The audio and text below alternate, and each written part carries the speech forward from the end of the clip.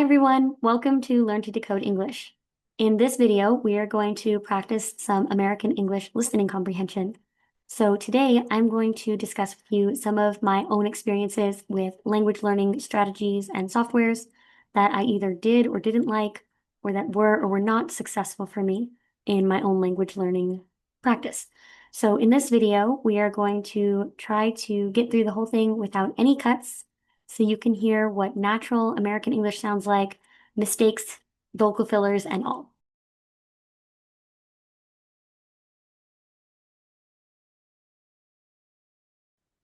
So the first language learning strategy that I'm going to talk about today is listening.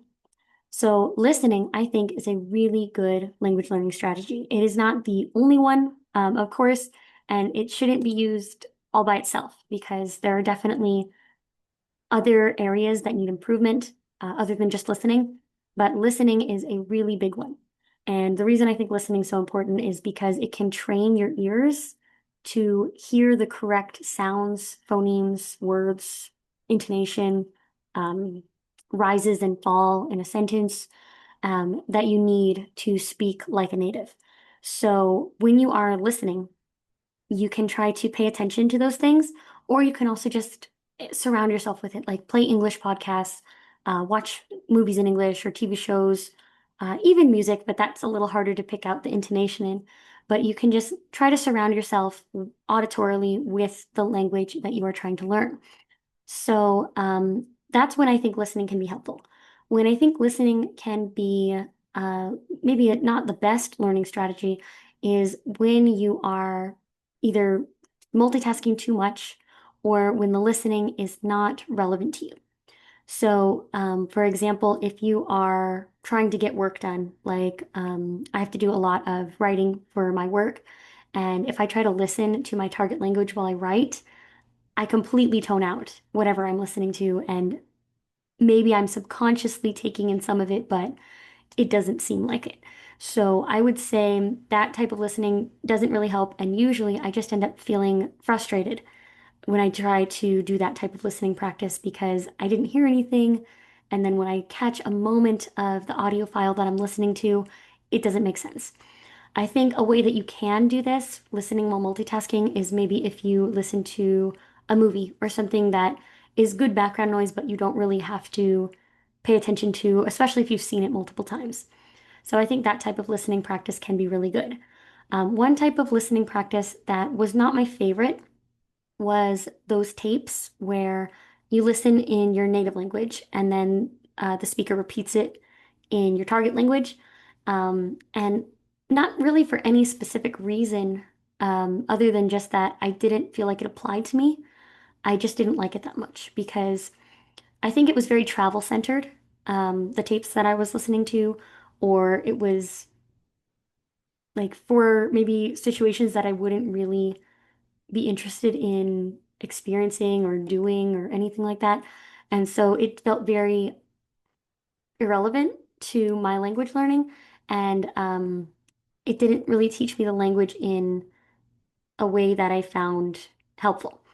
So I think that it's not bad, but it also wasn't the most helpful way to listen to it. I do think these work for some people. I just personally didn't think it worked for me.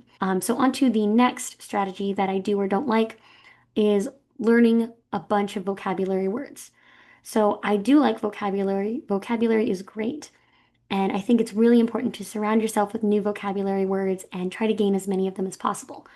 However, if you overwhelm yourself with too many vocabulary words at once, it can just feel frustrating.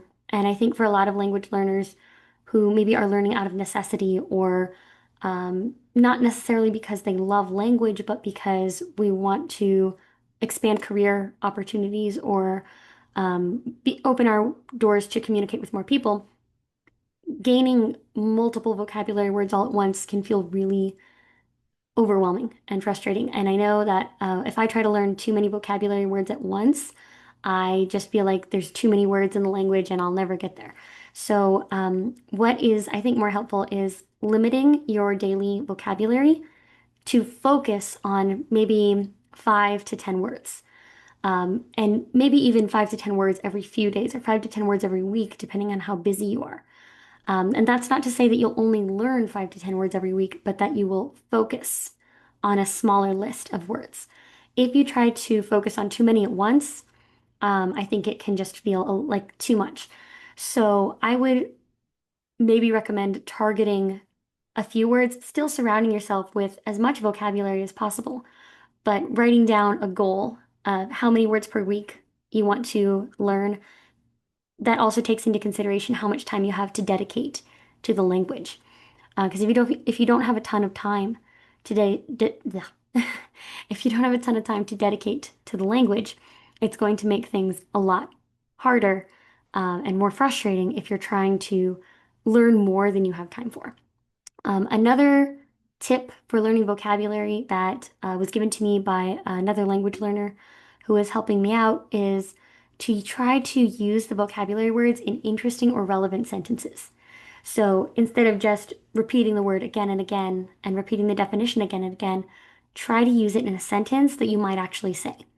That way it feels more relevant to you and like something that you could actually remember and use in your everyday life instead of just something that you have to memorize like a math formula and then you'll forget later. So using them in sentences has been really helpful because it can make the word feel more like a part of language than just something that you have to memorize that doesn't really have much relevance or meaning to you at the moment. So I think using vocabulary words in sentences and creating a realistic expectation of how many vocabulary words you can actually learn in a week can make that more manageable for language learners. Um, Next, I would say is trying to maybe surround yourself with the language as much as possible. Read books, watch movies, watch TV shows, or just let it play in the background. For reading books, I find this one somewhat challenging. So even though it may not be the most interesting type of book to read at this point, I like to try to read children's books in another language. And the main reason for that is because they use simple language and generally a lot of repetition. You can read familiar stories like maybe fables or fairy tales that you know of in your native language that are translated into your target language. Or you can try to read something that maybe just will make sense, like something very easy for young children that uses simple words and simple language and repetition. If you are at a higher level, you can definitely start trying to read higher level books or maybe things that are interesting to you, like news articles or things like that in your target language. When you are practicing reading in your target language, what I've found to be helpful is to highlight the new words, write those down, and create a vocabulary list that you can look up in the dictionary. And this is kind of a natural way to learn those vocabulary words because it's what kids do in school. If you're telling a child to go read a book and just like circle the vocabulary words, create a vocabulary list, it's a common exercise that can help them learn vocabulary, and we can apply that to ourselves too. So, what I would recommend on those is try to find a book that you're interested in, but that isn't too high of a level. Like maybe stay away from the classics until you're a higher level reader in that target language and stick with something simpler or maybe an article in your target language that you feel like is on a topic that you know a lot about and you could get through with context clues and looking up a few words in the dictionary. Um, and so then definitely go back and use the same vocabulary strategies, try writing them in sentences that are relevant to you. So I think that's the most helpful way to read in English. And lastly, um, maybe let's talk about listening, reading. Let's talk about communication. So I think as soon as possible, it's very important to start talking in your target language, even if it is very small or simple or it's just not that interesting to you. What you can say, like if you can just say very simple sentences like, I have a cat, it's still important to start talking out loud because it gets you comfortable with it. As you get more and more advanced in your target language, you can start trying to say full sentences or maybe even translate what you're doing every day into your target language. Also, if you can participate in some kind of conversation group or language exchange, I think it can be very helpful to try talking to a native speaker or someone else who is learning that same target language as you. If you can speak out loud as early as possible, it makes it less intimidating later on. One thing that I think a lot of language learners, including myself, get stuck on is wanting to understand the vocabulary and the grammar and the sentence structure perfectly before trying to speak out loud because it feels awkward or uncomfortable or embarrassing. But if you can speak out loud from the beginning and get past that uncomfortable feeling or being embarrassed of saying something wrong, you can really accelerate your progress and improve faster. So I would recommend trying to speak as soon as possible. And you don't have to speak in front of somebody else right away.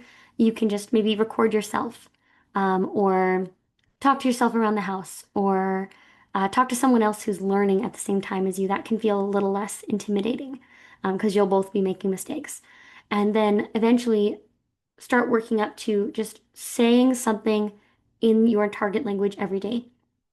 Whether it's correct or incorrect, of course, do your best to make it correct, but don't get stuck on making the grammar and the pronunciation perfect, because most of the time you will be understood and you will also understand others, even if the language isn't perfect or spoken like exactly how you want.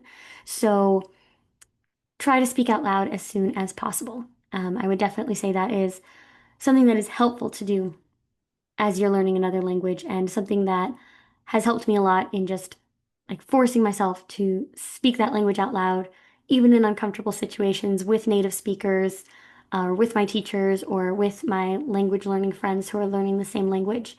And even though I know I say a bunch of things wrong still, or I'll mix up the pronunciation, or mess up on the grammar, it still is definitely pushing my improvement forward more than not speaking out loud and spending more hours studying on paper and trying to write it down and perfect it before I say it.